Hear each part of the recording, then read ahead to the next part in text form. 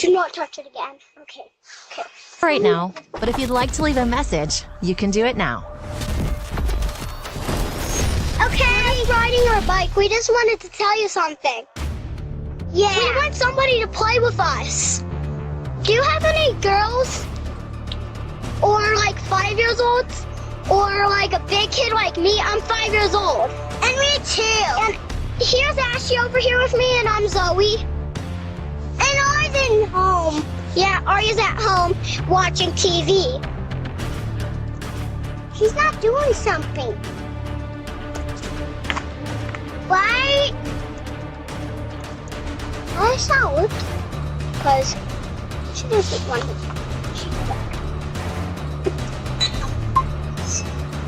Do not touch it again. All right, guys. So Elizabeth.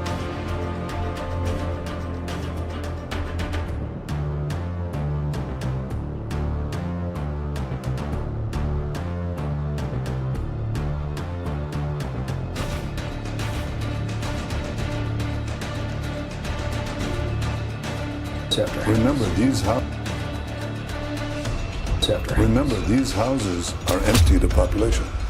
In the beginning. Man, how convenient, dude.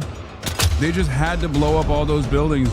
And it was actually Hamas that blew up the buildings. That's the argument. It's such an insane claim that even Fox News is like, come on, man.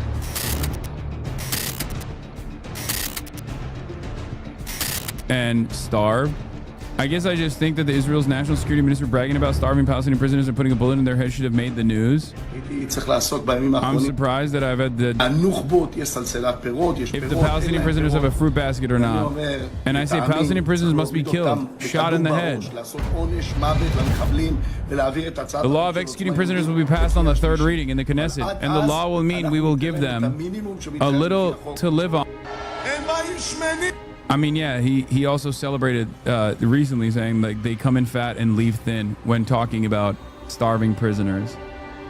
How many people in the West know that Israel's blocked the Red Cross from visiting Palestinian prisoners since October 7? Literally today, the state is in court seeking its 20th delay, citing national security. I'm telling you, is the worst double standard there is. Anything Israel has ever claimed about Hamas, they have done a million times worse. It's not even a question, okay? It's not even a question. Anything Israel has said about Hamas, they have actually done a million times worse.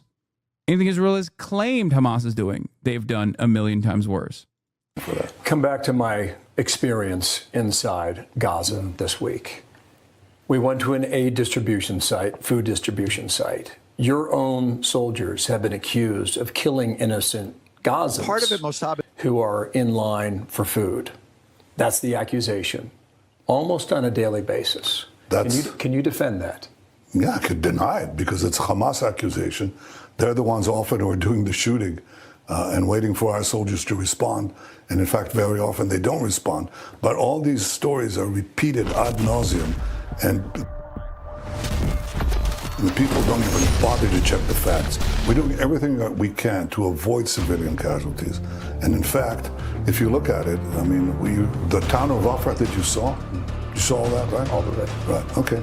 So I told you why there was devastation, because we moved the population out and then went to and dealt with the booby traps that were there. And we killed a lot of terrorists there. You know how many civilians we killed there? It's just everything he's saying is a lie. They leveled Rafah.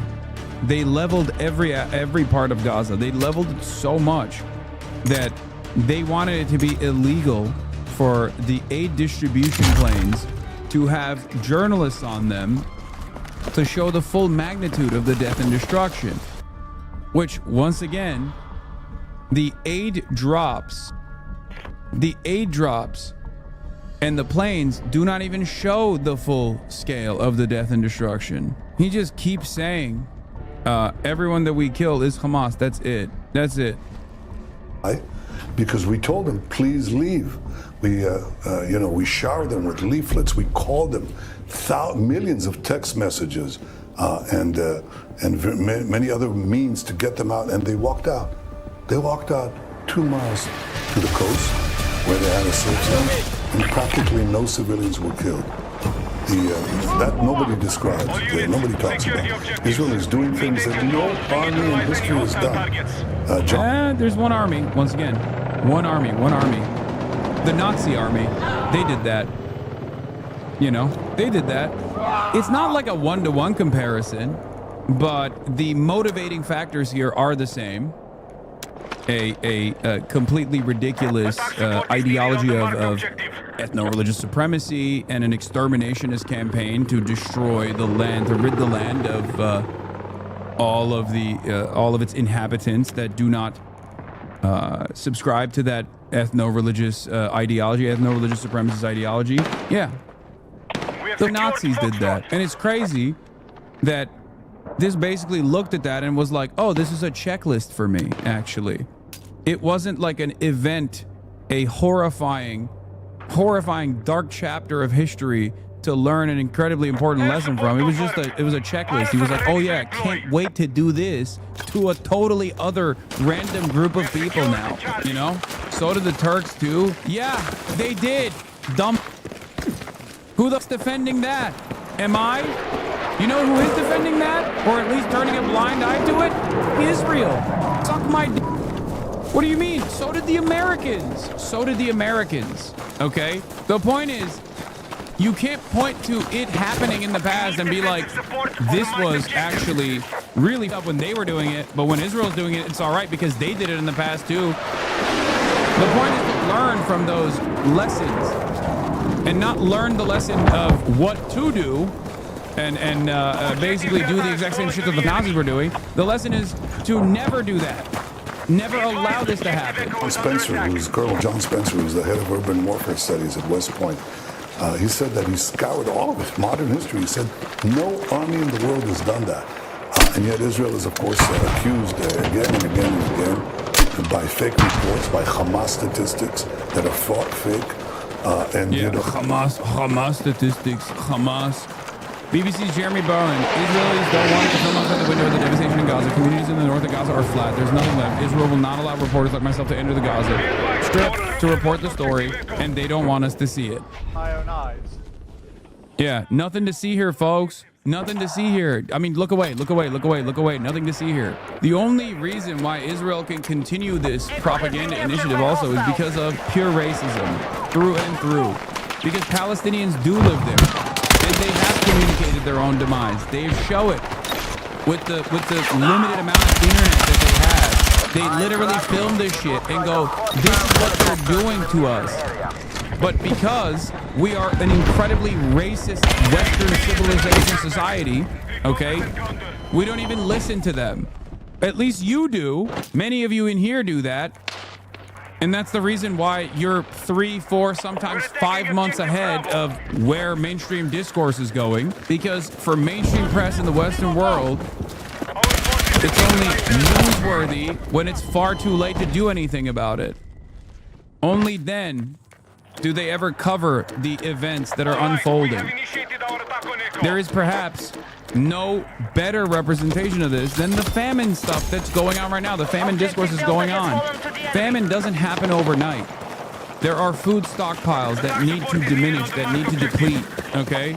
So for months, we said Israel's blockade is going to lead to a famine.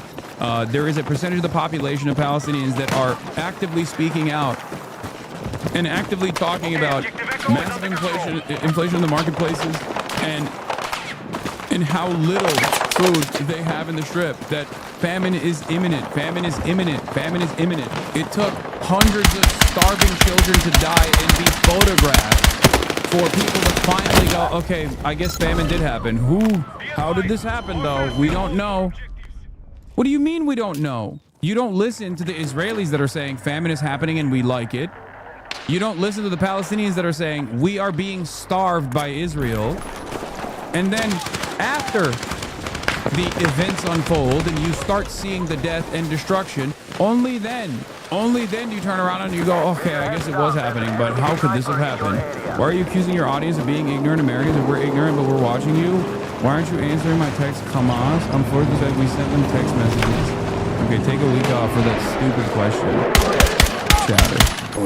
If you repeat a lie often enough, it assumes the cachet of self-evident truth. It's still a lie. Yeah. Your chief of army says your military is exhausted. It's almost 2 years of war. And I mentioned 20 years ago this month, Ariel Sharon made a decision to have Gaza, bring the settlers out, and it's been that way ever since, and Hamas moved in. But you have 10 million people who live in this country. That's right. They have a lot of opinions. Crack away! Now, is it possible, democracy, is it possible for you to keep Israel unified? Why are you against tariffs? It's like taxes, but for non-Americans. With this money, we could have free healthcare and so on. Chatter, I think you fundamentally misunderstand how tariffs work. Number one, I'm not against tariffs, okay? I'm a leftist. I'm a socialist. Of course, I'm in favor of trade protectionism, but there needs to be trade to protect, okay? In the absence of a competitive domestic manufacturing alternative, tariffs don't do anything other than raise prices. Tariffs, in the way that Donald Trump has done it, is basically a broad sales tax, a regressive tax, which hurts the working poor more than it hurts the wealthy. Okay? Because tariff is, they're not paid by the manufacturer. They're paid by the importer, the American company that is bringing in the raw goods, materials necessary for American manufacturing even, or if you're even importing products that you're getting from any number of these different countries. Okay? There are certain things that you simply cannot get, that you simply cannot make in the United States of America. For example, Donald Trump is entertaining additional tariffs for Brazil because he doesn't like that his bestie, former leader of Brazil, Jair Bolsonaro, tried to do an insurrection January 6th style, failed to do so, and is now undergoing the process of prosecution. So he decided to slap tariffs to the country of Brazil. Brazil is responsible for a sizable chunk of the meat that we consume in this country. Okay? Brazil also sends us coffee and chocolate. Coffee, especially, is region locked. We just simply cannot produce coffee here. Okay? We can't do it. So what do? So when you slap tariffs on a country like Brazil, and they're responsible for sending us coffee beans, okay? Something that we simply cannot produce in large enough quantities in this country, okay? Even with Hawaii and Puerto Rico chatter, remember, we do not have enough coffee bean production in this country to make up for the additional limited supply. Why do I say this? Because here's how tariffs work. Brazil sends in coffee. There's an importer that takes coffee beans and sells it to distributors, sells it to coffee shops, sells it to roasters, whatever, right?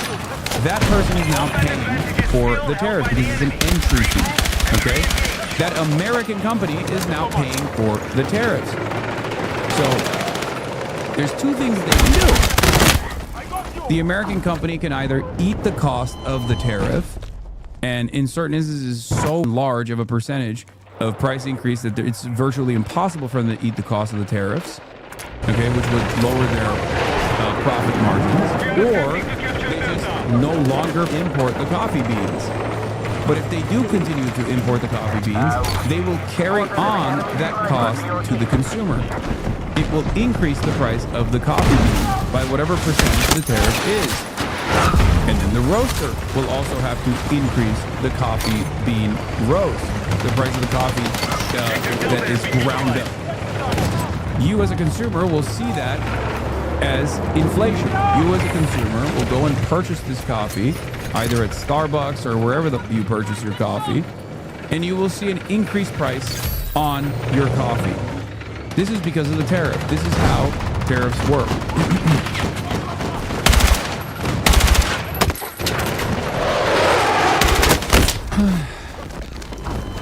So you're wrong. It's not like taxes, but for non-Americans, because Americans will be paying the tariffs. You as a consumer will be paying this because the way it works is like a broad sales tax, okay?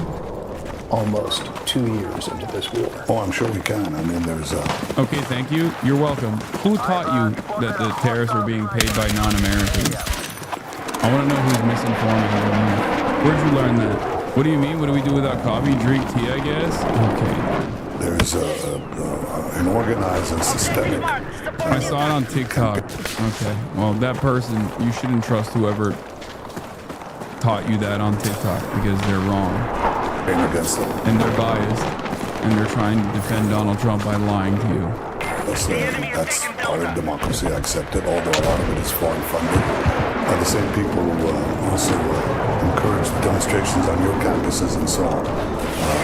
But I'll tell you one thing, the people are united. Not every last one. This is not a dictatorship. But, you know, it's a Southern Front war. And look at what we did. You know, we were attacked. We were on the verge. Everybody thought this is the end of it. When Hamas cruelly invaded us and those monsters took the hostages and murdered the men and raped the women and beheaded, it's beyond belief, and burned the babies, okay? And everybody said, oh, Israel is gone. And I said on the second day of the war, I said, we're going to change the face of the Middle East. And we went against Hamas, and we went against Hezbollah, the terror proxies of Iran. Then we had the downfall of the Assad, the murderous Assad regime in Syria. And then we went after Iran, and President Trump joined us, which was a magnificent act of solidarity against a common enemy. Everybody said, oh, well, you know, Israel's not going to be together, but it is. Now we have to complete the job of eliminating basically the last proxy of Iran that's still standing. And this is your job to sell it to your people. Well, I don't have to. Believe me, the people are selling it to me. You know, I go into Gaza as you went in. You've been to Rafah? I've been to Rafah. Mm-hmm. Okay. Talk to the soldiers. Talk to the division commanders. You know what they tell me? They tell me, Prime Minister, don't bother with the press.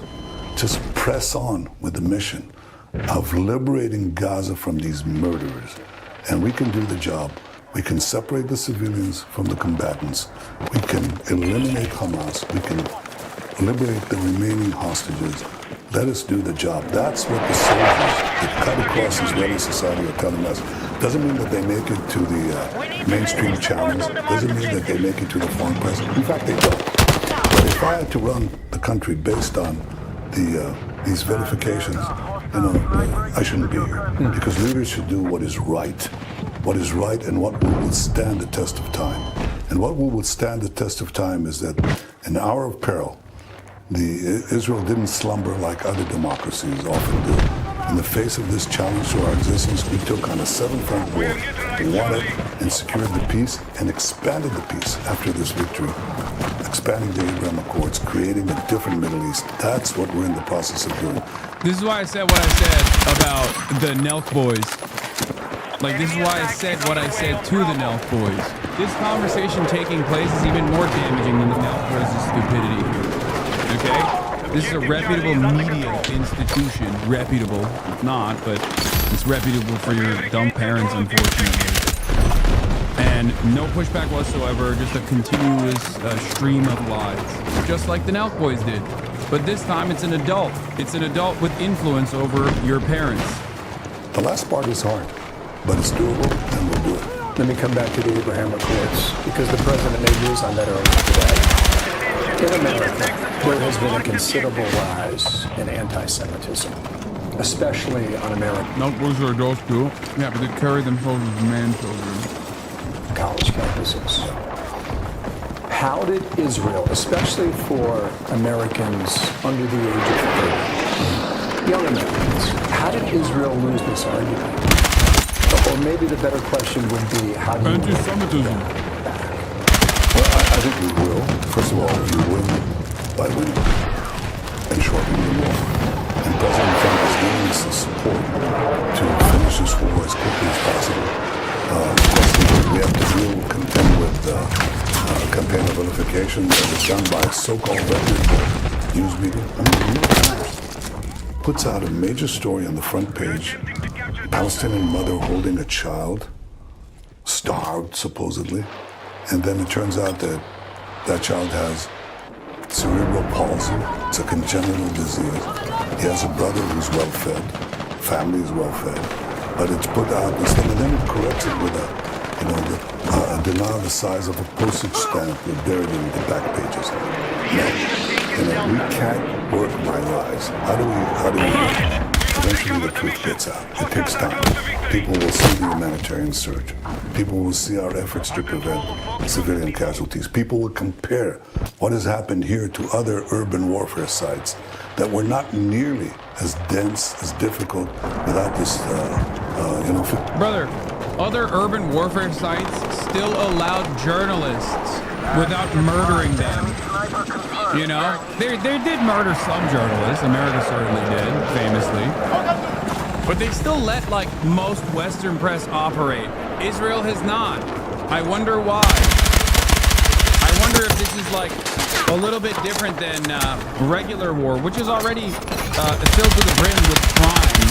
If Israel was simply doing a just war with some crimes, or even an unjust war with some crimes that's associated with it, they wouldn't have to have this massively censorious regime. Below ground, these terror tunnels, and yet Israel will triumph, will succeed in this mission. And most of the people, I can't say 100% of the people, but most of the people are united, and ultimately, this is democracy. So instead of shifting that argument on the media, whether it's the New York Times or maybe the Gazan Health Ministry, putting out, because you've said repeatedly in this conversation that they exaggerate, will you allow more independent reporters to go into Gaza and see it for themselves? That's my conclusion. In fact, that's my instruction as of this morning to the military. And I said, that's exactly what you should be doing. Those who are lying are going to continue lying. But give honest journalists the ability to see the truth. A, the fact that we're trying to get civilian aid, humanitarian aid to the... Also, now he'll let journalists in. He won't, by the way. Newsflash, he's not going to do that. What he means is